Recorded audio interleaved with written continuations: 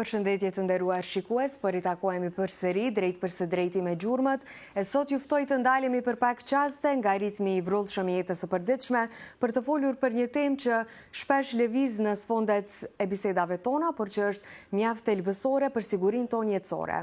E ardhmja jon, kryesisht ajo financiare, pas përfundimit të jetës aktive të punës. Për shumë prej nesh, e përditshmja është e mbushur me afate, me angazhime, me vendime të momentit, po shpesh herë edhe me pasiguri ekonomike e me atë që na pret të nesërmen. E në këtë zhurmë të jetës aktive, rrallëherë gjejmë kohë për të menduar për një fazë tjetër që duket se është e largët, por realisht ajo na pret. Koha kur ne nuk do të punojmë, por do të na duhen sërish të ardhura për të jetuar me dinjitet. E këtu, në këtë pikë vendimtare të jetës, futet në lojë një nga institucionet më të rëndësishme të një shteti social. Sistemi pensional, një sistem që nuk është thjesht një garanci për një llogari ku ne kontribuojmë gjatë jetës tonë aktive, është në thelb një garanci për të ardhmen tonë. Një mekanizëm solidariteti ndërbrezor ku çdo brez kontribuon që brezi i ardhshëm të jetojë më mirë dhe anasjelltas. Por si funksionon ky sistem? Sa të informuar jemi ne si qytetar për fondet në të cilat kontribuojmë çdo muaj? A dim se ku shkojnë këto para, si menaxhohen, kush i mbikëqyr dhe çfarë garancie kemi se kontributet tona do të kthehen në përfitime konkrete nesër? Në korrik të vitit 2002, u themelua një institucion kyç për sigurinë financiare të brezave të ardhshëm në Republikën e Maqedonisë së Veriut, Agjencia për mbikëqyrjen e financimit kapital të sigurimit pensional. Me pak fjalë, çdo hallkë e sistemit pensional që bazohet në financim kapital, pra në grumbullimin dhe investimin e kontributeve individuale për pension, kalon përmes kontrollit të kësaj agjencie. Por misioni i saj nuk ndalet vetëm tek mbikëqyrja teknike, një aspekt po aq i rëndësishëm sa edhe mbikëqyrja e punës së agjencisë është edhe edukimi dhe ndërgjegjësimi publik. Ne të gjithë së bashku e kemi përgjegjësinë që ta trajtojmë këtë çështje jo vetëm si një temë teknike, por si një çështje njerëzore, sepse në fund të fundit nuk po flasim vetëm për shifra, për norma kontribuimi apo për vite pune gjatë jetës tonë, po flasim për jetë njerëzore, për nënat, baballarët, gjyqërit tanë edhe atë që na pret vetë neve nesër. Përballë sfidave ekonomike, ndryshimeve demografike, nevojës për transparencë, gjithnjë e më shumë vjen në pak rëndësia e institucioneve që mbikëqyren dhe garantojnë funksionimin konkret të këtij sistemi dhe atë korrekt. Një ndër to është pikërisht Agjencia për mbikëqyrjen e financimit kapital të sigurimit pensional, i njohur ndryshe në vendin tonë si MAPAS, një institucion kyç që, siç e thash më herët, prej vitit 2002 ka ndërtuar një rol të pazëvendësueshëm në mbrojtjen e interesave të kontribuesve edhe në zhvillimin e fondeve pensionale, si atyre të detyrueshme ashtu edhe ato vullnetare, për të cilat do të flasim edhe sot për shkak se kam parë që shumë njerëz nuk janë të mirë informuar për këtë çështje. Për të folur më gjërësisht rreth misionit të MAPAS, sfidave aktuale, përfitimet që u takojnë qytetarëve e domosdoshmërisht edhe për ndërgjegjësimin më të madh publik, kemi kënaqësinë ta kemi sot në studio kryetarin e Këshillit të ekspertëve të MAPAS, Remzi Bajrami, dhe këshilltaren e tij, Pranvera Suma. Faleminderit shumë që erdhët. Faleminderit. Dua ta filloj me një herë për të gjithë ato që nuk kanë njohuri mbi MAPAS edhe mbi sistemin pensional, me çka kryesisht merret MAPAS? Faleminderit për mundësinë. Domethënë MAPAS edhe vetë emri, Agjencioni për mbikëqyrje të fondeve pensionale, të sigurimit pensional. Domethënë MAPAS merret me mbikëqyrjen e sigurimit pensional dhe rregullimin e sistemit pensional. Domethënë kryesisht bën ligjin për shoqëritë ku ata duhet të investojnë dhe limitin në çfarë rrezikshmërie të investimit duhet të investojnë. Pranvera, dua të di cili është roli jot në këtë institucion dhe cili është roli i Këshillit të ekspertëve në kuadër të MAPAS. Faleminderit së pari edhe unë të falenderojmë për ftesën. Kemi kënaqësinë që jemi sot këtu me kryetarin dhe të ofrojmë sa më afër informata qytetarëve për sistemin pensional. Unë si këshilltare kryetarit të Këshillit të ekspertëve kam detyrë për më tepër, domethënë kyçem në të gjitha aktivitetet e punës rutinore, si dhe për këshillat që jap në lidhje me punën dhe të gjithë sistemin pensional. Me çka kryesisht merreni në kuadër të sistemit pensional, që ta dinë qytetarët se çka realisht përfaqëson kjo si? Më thonë, sistemi pensional, MAPAS i mirret me mbikëqyrjen e sistemit pensional. Ka për qëllim të informoj antarët për të drejtat e tyre dhe obligimet e tyre ndaj shoqërisë që i kanë. Më thonë, çdo ditë kontrollon kontroll rutin, kontrollon agjencionet se ku investohen këta pare, sa është rrezikshmëria e investimit dhe në rast të ndonjë rritje të rrezikshmërisë së investimit, agjencioni ndërmerr masa për të parandaluar këtë investim.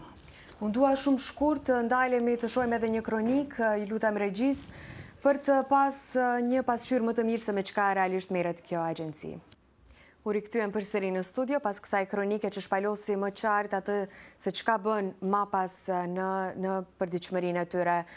Ka raste ku qytetarët mendojnë se pensionet private janë në rrezik, si përgjigjeni juve këtij perceptimi? Jo, asesi nuk duhet menduar në këtë se pensionet janë në rrezik. Përkundrazi, mbas çdo kontrollet që bëjmë ne si agjencion të shoqëritë pensionale, të fondet pensionale, kemi vërejtë se çdo herë investimet e shoqërive, fondeve pensionale në berza, në letra me vlerë, e shohim se janë në rritje dhe nuk ka me automatizëm derisa investimet e shoqërive janë në rritje, rriten edhe të ardhurat e antarëve llogaritë e tjera pensionale. Kështu që nuk kanë nevojë të merakosen për këtë. Pranvera, pse qytetarët kanë mosbesim në sistemin pensional? Me kryetarin se me të vërtet nuk është se është mosbesim, por thjesht është një jo informimi mirë i qytetarëve dhe ne në vazhdimsi përmes aktiviteteve tona të përditshme dhe kampanjave vjetore, shohim në mënyrë të vazhdueshme të informojmë qytetarët sa më afër për ato llogaritë të tyre individuale, për të drejtat e tyre në përgjithësi për sistemin pensional. Sepse ato mendojnë se vetëm në moshë më të vjetër duhet të dimë për sistemin pensional, vetëm kur të dalim në pension. Mirë, po e vërteta është se duhet ta dimë që në fillim që kur jemi më të ri, bile prej në bankat shkollore. Është e vërtet, pra është një proces që duhet të mësohet shumë më herët, e fatkeqësisht të rinjtë tanë shumë pak din edhe për ekzistencën e këtij sistemi. Do të ndalemi më vonë edhe tek aktivitetet që juve keni ndërmarrë që gjatë gjithë kësaj periudhe për të ndërgjegjësuar edhe për të dhënë informacione deri tek qytetarët, po çfarë roli luan Mapas në mbrojtjen e interesave të qytetarëve që kontribuojnë në fondet pensionale, qoftë të detyrueshme apo vullnetare? Edhe nëse mund të ma bëni një dallim midis çka dallojnë fondet e detyrueshme edhe ato vullnetaret? Njëra me tjetrën. Tani, siç e tham më lart, roli i Mapasit është mbikëqyrje dhe rregullim i sistemit pensional. Domethënë, Mapasi e bën shemën, përgatit shemën për investimet që do t'i krijë shoqëria dhe fondi në vendin tonë dhe jashtë. Domethënë, një pjesë e investimeve, apo themi 70% e investimeve investohen brenda në shtetin e Republikës Maqedonisë Veriut, kurse 30% e fondit investohet në berzat e jashtme, në obligacione, për ITF, firmat sigurta. Domethënë, shkalla e ditë është shkallë obligative, nëse mundet pak ta informojmë opinionin në lidhje me shkallën e ditë dhe si bëhet ndarja e fondeve. Domethënë, punëdhënësi nga kontributet që paguan në shtet, domethënë tani, siç e dinë, janë 18.8% kontribute. Nga ato 18.8%, 12.8% shkojnë te shtilla e parë e fondit pensional, kurse 6% ndalen tek shtilla e dytë e fondit pensional. Këta pastaj investohen dhe të ardhat që ndahen përsëri tek llogaritë pensionale të antarëve. Kurse shkalla e tretë, siç e dim, është që nga viti 2009, domethënë si agjencion, jo që jemi të kënaqur me pritshmëri që kemi pasur nga shkalla e tretë, por këtu vlen të theksohet se nga që 10 vitet e fundit, agjencioni Mapas në bashkëpunim me shoqëritë pensionale organizon një kampanjë informative për edukimin e ditës së vetëdijsimit pensional, që ishte 15 shtatori. Domethënë, vlen të ceket se nga kjo kampanjë shifet interesimi i madh i antarëve për të regjistruar në shtillën e tretë e cila është shtillë me vetë dëshirë, domethënë nuk është obligative dhe sa më herët që të jetë kjo interesimi dhe regjistrimi në shtillën e tretë, aq më shumë fondet të arrijnë të kontribuojnë që sigurimi pensional të jetë edhe më i qëndrueshëm dhe më i sigurt.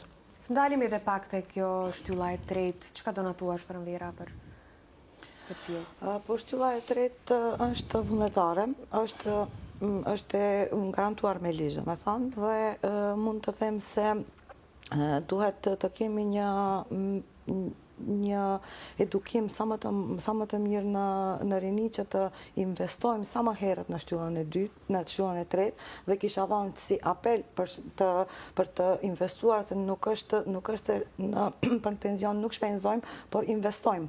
Dhe sa më herët indiferenca që e bën njerëzit gjatë kësaj teme, se mendojnë që janë duke dhënë për diçka që nuk shifet, në fakt. Jo, investojmë për një të ardhme më të sigurt, për një të nesër më të mirë. Dhe sa më herët që fillojmë të investojmë, aq më i madh do të jetë pensioni jonë në të ardhmen, aq më siguri stabile në të ardhmen do të kemi. Mund të theksoj këtu se ajo shtylla e tretë, siç thash, është vullnetare dhe mund të kyçet secili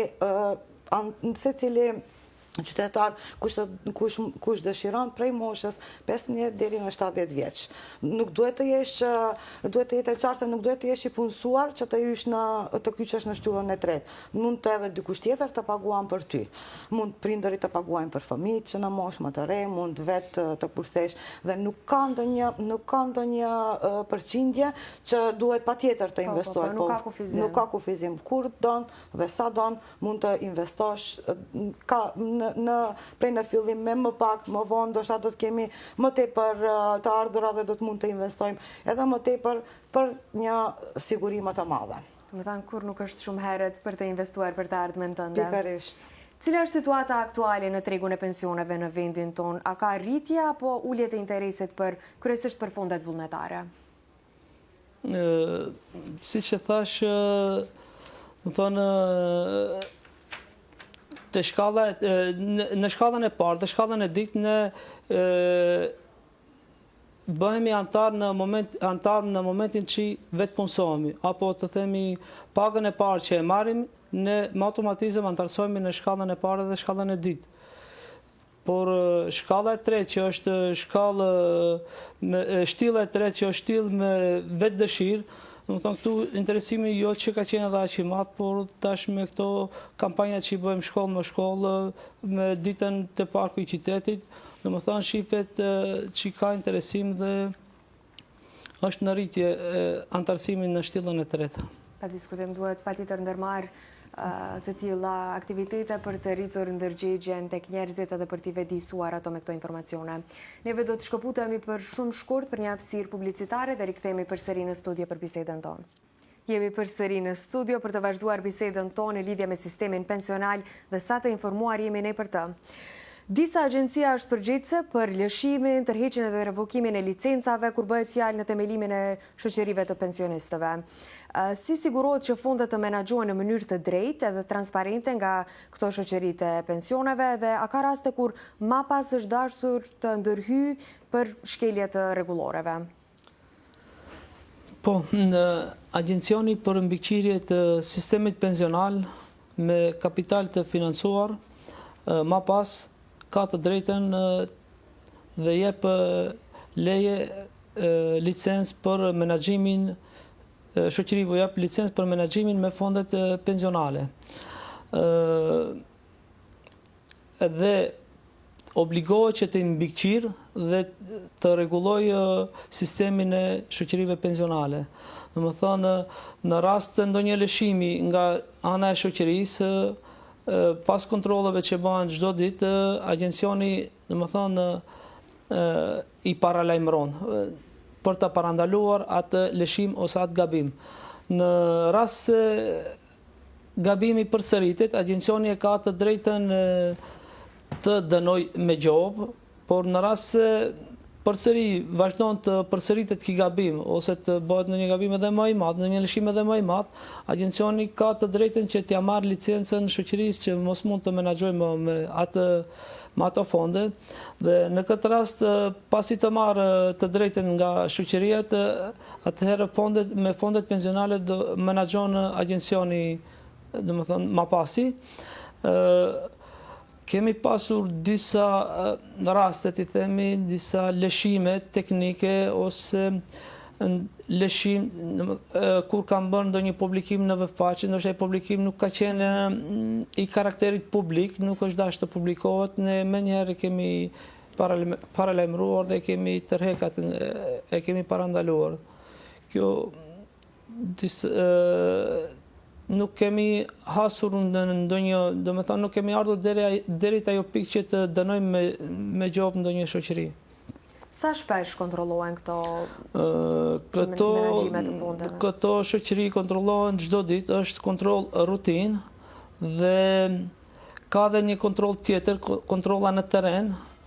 Kjo shkojnë, domethënë ne kemi një sektor që është sektori për kontroll. Domethënë ai sektor mirret çdo herë me menaxhimin e sistemit pensional. Kontrollon shoqëritë se deri në çfarë niveli është sistemi pensional. Kontrolli në terren bëhet një herë në vit, kurse kontrolli intern bëhet çdo ditë. Dhe pas rezultateve që marrim, ne intervenojmë për ndonjë ndryshim ose ndonjë lëshim nga ana e shoqërisë. A cilat janë sfidat më të mëdha me të cilat përballet sot sistemi i financuar plotësisht në Maqedoninë e Veriut? Sfidat me të cilat përballet sistemi pensional, ndoshta do ta thoja se me këtë sfidë përballet edhe i gjithë sistemi i shtetit, është trendi demografik, pikërisht migrimi i të rive. Domethënë të rit janë shtylla kryesore e shoqërisë ku kontribuojnë në sistemin pensional. Cila është mosha ideale për të filluar kontributet në një fond pensional, se ne kemi një tendencë që ata me dhe më herët për ta shtyrë këtë proces, se harrojmë që na pret një nesër me tjetër, mendojmë që jemi gjithmonë të ri. Por idealisht mosha për të hyrë në shtyllën e tretë është domethënë si me pagën e parë. Në fillim me pagën e parë, sepse koha është aleati më i madh i kursimit. Sa më herët që fillojmë të kursejmë, aq më i madh do të jetë sigurimi jonë në pleqëri. Dhe kontributet e vogla, nëse zgjaten domethënë me kalimin e kohës, bëhen të mëdha dhe stabile. Patjetër. Shumë të ri nuk e mendojnë fare pensionin. Si do t'ju shpjegoja atyre rëndësinë planifikimit të hershëm për jetën e tyre? Të rive u themi se pensioni është një temë, se pensioni është një temë vetëm për të moshuaret, për pensionistët. Ajo është siguria e tyre financiare, ne ju tregojmë se ajo është siguria e tyre financiare në të ardhmen. Nëse fillojnë të mendojnë për atë në çsot, do të sigurojnë liri dhe pavarësi nesër. Përmes shembujve, siç është edhe efekti interesit të përbërë, mund t'ua tregojmë se kursimi i hershëm sjell përfitime më të mëdha në të ardhmen. Këtë e bëjmë një kohë të gjatë përmes kampanjave tona edukative. Ne në çdo vit organizojmë kampanje edukative dhe më shumë në shkollat të mesme dhe fakultete. Aty ju prezantojmë, i edukojmë se kursimi është shumë i rëndësishëm dhe se duhet të mendojmë që në moshë më të re. Në këtë vit kishim kampanjën shumë të suksesshme, një ndër kampanjat më të suksesshme deri tash që kemi pas, dhe kishte interesim të madh, kishte një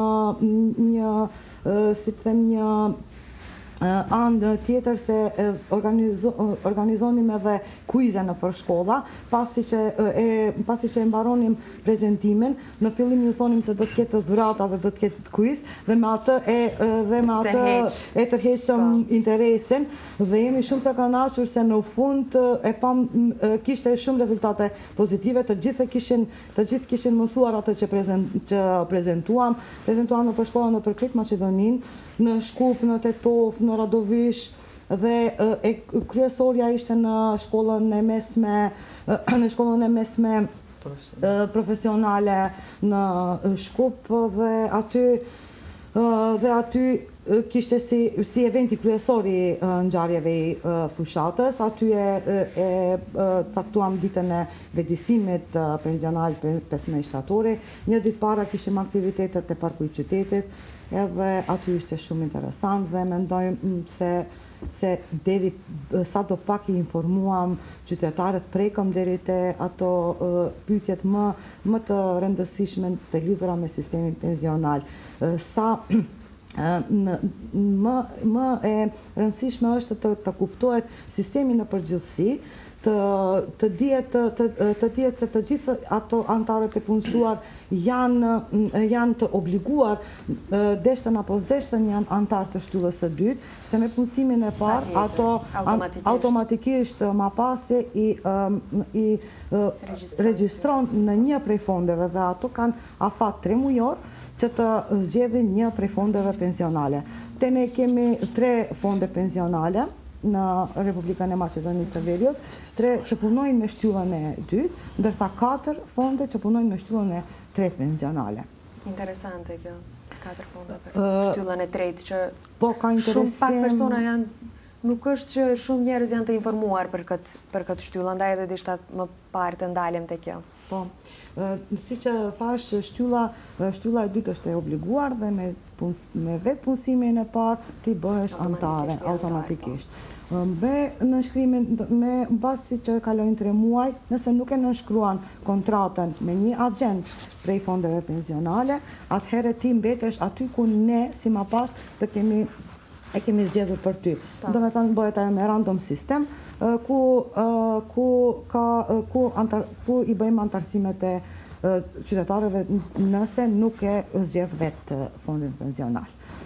Ma pas me pagën e parë, kontributet, si që tha edhe kryetari më herët, 6% të kontributeve prej pagës tënde shkojnë në shtyllën e dytë, në llogarin tënde individuale. Çdo njeri prej nesh, unë dhe ti kemi llogarit tona individuale, ku në çdo qas mund të shohim, kemi qasje, të shohim sikur që i shohim llogarit tona bankare, ashtu edhe ato mund t'i shohim në çdo kohë, sa kemi të hyra, sa ato investohen, ku investohen dhe si është interesi prej tyre. Pranvera e përmendi edhe më herët për të gjitha aktivitetet që juve ndërmerrni për të vëdisuar qytetarët. Është ajo mënyra më e mirë për të informuar një qytetar të zakonshëm për të drejtat edhe përfitimet që i ofron pjesëmarrja në një fond pensional? Në fund të çdo viti, më thënë, në adresën e çdo antari që është antari i shtillës së parë dhe shtillës së dytë, arrin në adresën e tij personale në post, arrin një zarf me ngjyrë të gjelbërt, në të cilën në brendësi i shpjegohet në tërësi se çfarë dhe si qëndron gjendja llogaria pensionale e tij dhe ku janë investuar parat. Mirë po, ka dhe një njoftim, të themi, nëpërmjet rrjeteve sociale, nëpërmjet webfaqeve online, në webfaqen e mapas.mk ka një hapësirë ku shkruan provo se në cilën shoqëri pensionale je. Në momentin që detekton se në cilën shoqëri je, direkt mund të qasesh tek shoqëria pensionale dhe të kërkosh informata shtesë. Vlen të theksohet, të ceket se secila shoqëri që funksionon në shtillën e dytë ka dhe një aplikacion online ku mundet antari të regjistrohet me dhënat e veta dhe ta ndjek kur ai të dëshiron ta ndjek llogarinë e tij pensionale se ku ka arrit dhe si qëndron. Patjetër, neve jetojmë në një botë digjitale tashmë dhe duhet patjetër t'i përshtatemi dhe është shumë mirë se e marrim informacionin shumë shpejt dhe të garantuar. Shkëputemi për pak publicitet dhe rikthehemi përsëri në studio për të vazhduar bisedën. Jemi përsëri në studio për të vazhduar për të informuar deri tek ju mbi sistemin pensional. Dua të di si funksionon bashkëpunimi mes MAPAS dhe institucioneve shtetërore si Ministria e Financave ose Banka Popullore.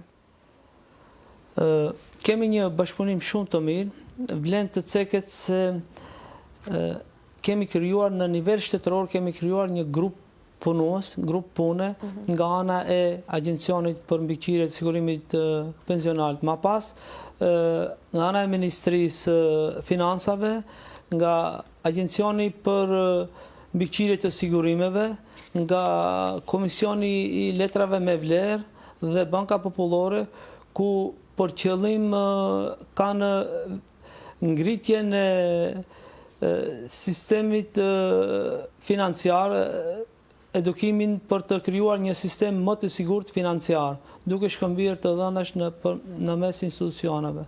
Ne kemi një bashkëpunim shumë të mirë. Cili është më i favorshëm si fond, fondi i detyrueshëm apo fondi vullnetar për qytetarët? Fondi i detyrueshëm, shkalla e parë edhe shkalla e dytë janë sistem shtetëror që mbron sistemin pensional.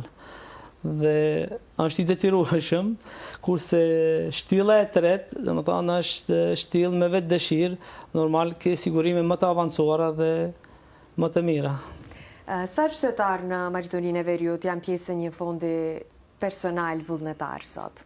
Po, tani në shtyllën e tretë kemi afërsisht 35.000 persona të antarësuar në shtyllën e tretë.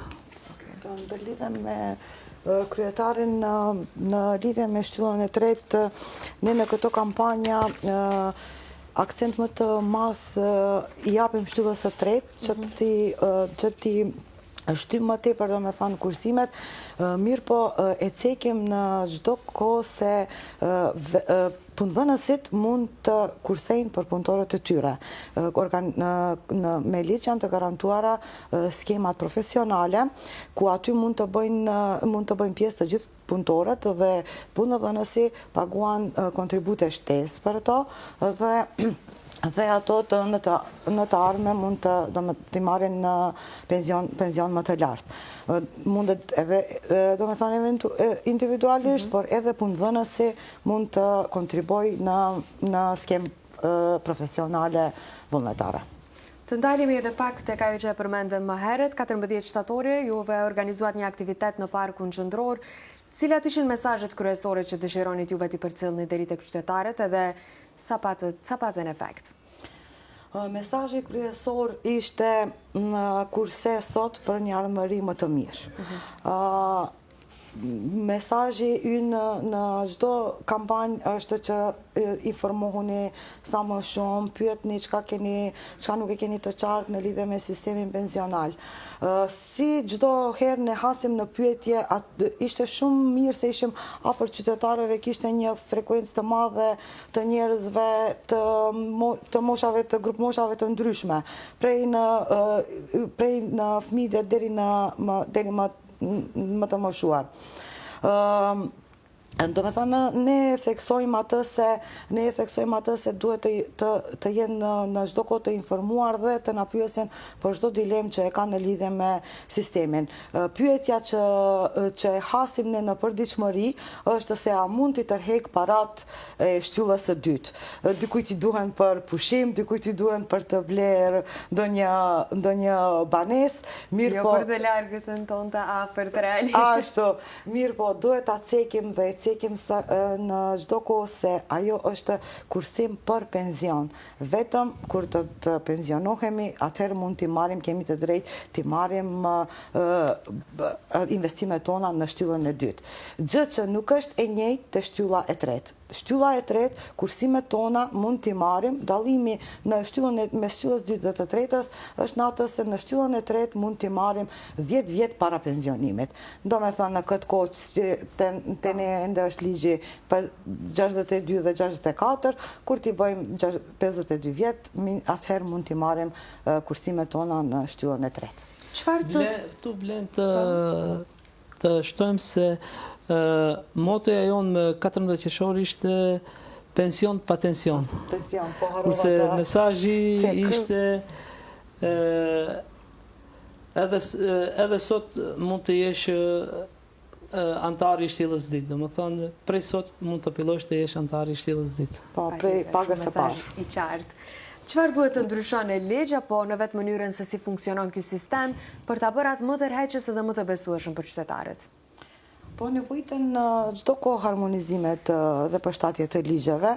Nuk është se nuk i bëjmë në çdo kohë ne mundohemi të jemi në trend me ligjet, me praktikat evropiane.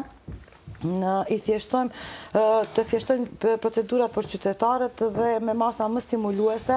Duam të cekim se duhet të ketë më tepër masa stimuluese të tatimeve në shtyllën e tretë.